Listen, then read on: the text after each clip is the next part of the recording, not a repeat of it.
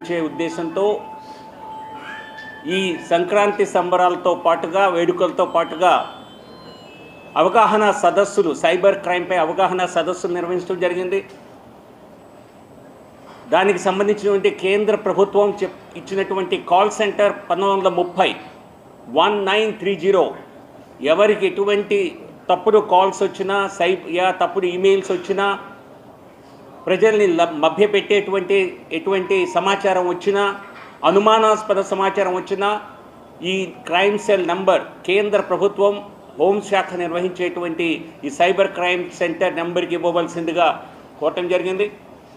ఆ సందర్భంలో సిపి బాక్షి గారు కూడా వచ్చి విశాఖపట్నం కమిషనర్ ఆఫ్ పోలీస్ వచ్చి అనేక వివరాలు తెలియజేశారు. ఇది ఒక్క విశాఖపట్నంలో 10 రోజుల్లో 10 కోట్ల ప్రజలు కోల్పోయారు ఈ నెల మొదటి 10 రోజుల్లో. అంటే ప్రతి సంవత్సరం ఈ సైబర్ క్రైమ్ అన్నది 10 రెట్లు పెరుగుతోంది. ఇది భారతదేశంలోని యువకుల్ని కాంబోడియా, మయన్మార్, థాయిలాండ్, లావోస్